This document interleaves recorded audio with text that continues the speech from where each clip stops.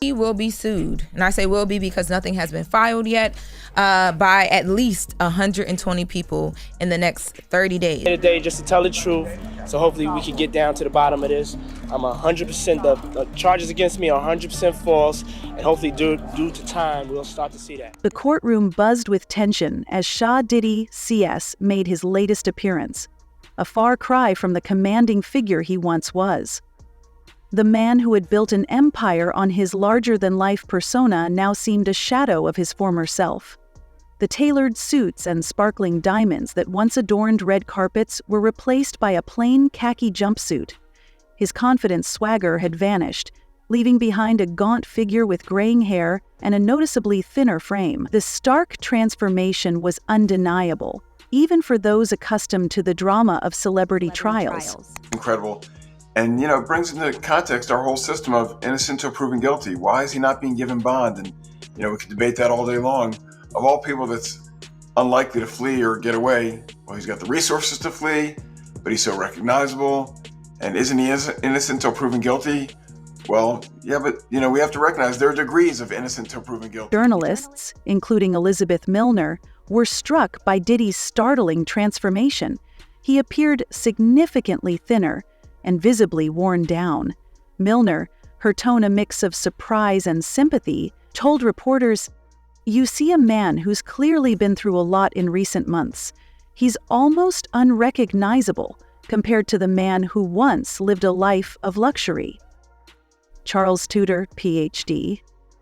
After more than 30 years of meditation, Charles Tudor, the yachts, private jets, and extravagant parties that had defined his lifestyle seemed like a distant memory as he now sat in a federal courtroom, facing the grim prospect of spending the rest of his life behind bars. It wasn't just his physical appearance that reflected the change. Diddy's demeanor spoke volumes. In court, he alternated between moments of defiance and flashes of forced positivity, like the smile he directed toward his children in the gallery, an attempt to mask the despair that loomed over him. Beside him, his legal team, led by Mark Edenfilo and Anthony Rue, worked tirelessly, scribbling notes and exchanging whispered strategies. Yet the tension etched on their faces revealed the steep challenge ahead in their fight to secure his freedom. Legitimate concern. No judge wants to wake up and read the headlines the next day. Oh, they treated this guy special and they gave him bond, and now he's gone and he fled from justice. So that's what's in the back of most judges' minds. On the other hand, we deal with cases where clients have significant funds sometimes. And sometimes where there's money, you can craft a unique solution. Years ago, it was the ankle bracelet and the ankle monitor. Diddy's legal troubles escalated into a fight for survival following his September arrest. The charges against him painted a damning picture, accusing him of coercion, misconduct, and orchestrating schemes that revealed a darker side of the entertainment industry. Diddy pleaded not guilty, maintaining his innocence with a resolve that some admired as brave and others dismissed as delusional. However, his hopes for leniency were swiftly crushed. Judge Arun Subramania denied multiple bail requests, citing the risk of witness tampering. Prosecutors argued that Diddy's influence and resources posed a serious threat to the integrity of the trial, referencing past allegations of intimidation. The judge's decision was firm. Diddy would remain in custody until his trial commenced in May. Surrounded by that with all the money he has and all the resources he has, they couldn't craft some solution that lets him be under some form of house arrest. And again, it sounds like special treatment, but the truth of the matter is, to incarcerate somebody like him is expensive to all of us. We're taxpayers, and he's got to have unique situations. You can't put him in general population where, everyone wants a piece of him and everyone wants to be his friend and everyone. Since his arrest is a stark contrast to the luxurious lifestyle he once enjoyed. Often described as hell on earth by former inmates, the facility is infamous for its harsh conditions, including violence, overcrowding, and subpar living standards. For someone accustomed to silk sheets and gourmet meals, the adjustment to prison life has been jarring. Michael Cohen, a former inmate, painted a grim picture. He's waking up on a steel bed with a 1.5-inch mattress and no pillow. Sources close to Diddy revealed that he initially struggled to adapt, particularly to the food. His attorney noted complaints about the bland, unappetizing meals. Cereal and fruit for breakfast or lentils for dinner. The limited diet and harsh environment have reportedly taken a visible toll, leaving his once robust physique noticeably diminished. Rumors suggest the stress of these conditions has deeply affected him. Well, Sierra, anything's possible, right? But now this judge has an even harder time, I think, because the past judge locked him up, didn't let him out, and he's still there available for trial.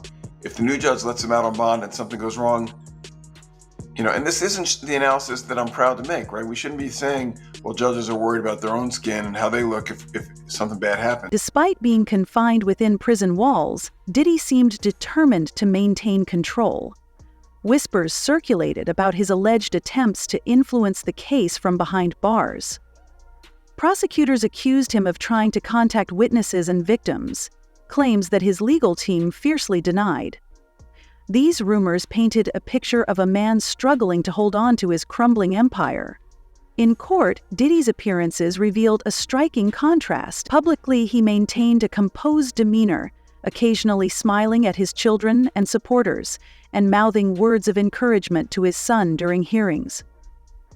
Yet, in quieter moments, the strain was evident. His posture slumped, hands fidgeting as his lawyers made their arguments. These fleeting signs of vulnerability served as a poignant reminder that even the powerful are not exempt from the weight of their circumstances. By everything, they're going to try to transfer him, they're going to try to get him out. In a normal case where it's a high-profile person or a well-funded person, the prosecution and the judge is a little bit more concerned about a wrongful prosecution because people that are mad that they're being arrested for a crime they didn't commit can turn around and file for malicious prosecution. Diddy's presence in court carried as much symbolism as substance. His legal team fought vigorously to allow him to appear without shackles, arguing that they could bias jurors and skew public perception. The judge ultimately granted the request, but the larger legal battle loomed ahead. With each hearing, the stakes grew higher, and the tension in the courtroom became increasingly palpable. Outside, the media dissected every aspect of the case, from his legal strategies to his interactions with family members during proceedings.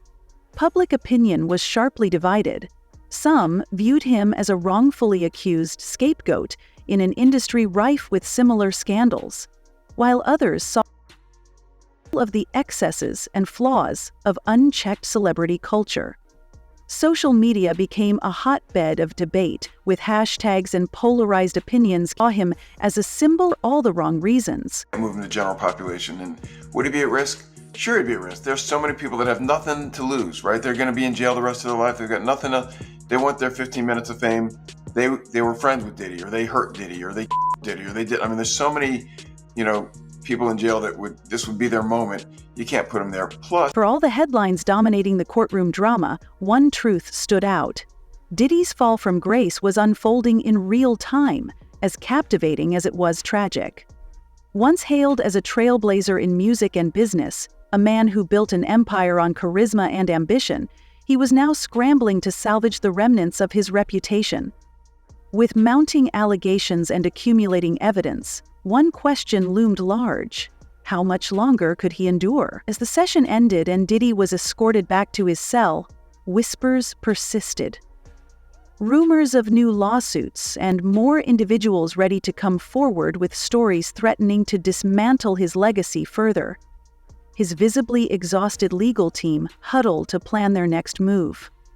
The fight was far from over, but the cracks in his defense were growing impossible to ignore. Now, to the latest on the arrest of Sean Diddy Combs. This one has so many people talking. The disgraced music mogul facing federal racketeering, conspiracy, and trafficking charges. Both the prosecution and defense teams are set to discuss the next phase of action following the indictment, as investigators work to determine potential co-conspirators.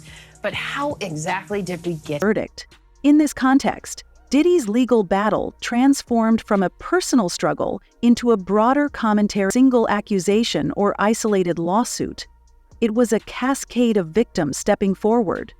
Witnesses and insiders painted a damning portrait of a man who had allegedly acted with impunity for decades. While his legal team worked tirelessly to challenge the prosecution's case, the court of public opinion had already begun to deliver its verdict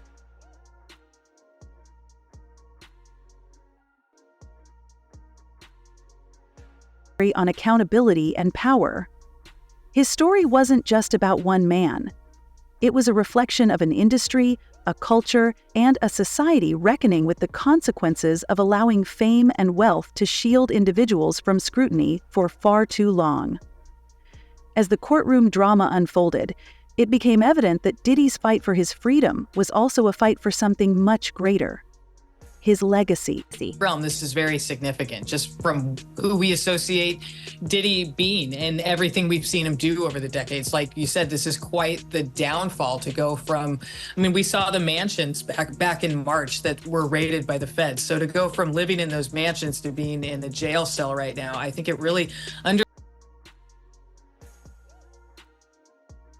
As the trial approached, the world held its breath, anticipating new revelations that could reshape the narrative. The story was far from its conclusion, with the next chapter promising even greater drama. Would additional victims step forward? Could his legal team shift the momentum? Or was this the downfall of one of modern music's most unparalleled in recent entertainment history? The sheer volume of accusations, the variety of claims, and the high-profile nature of the case have cast a spotlight not only on Diddy, but also on the entire music industry.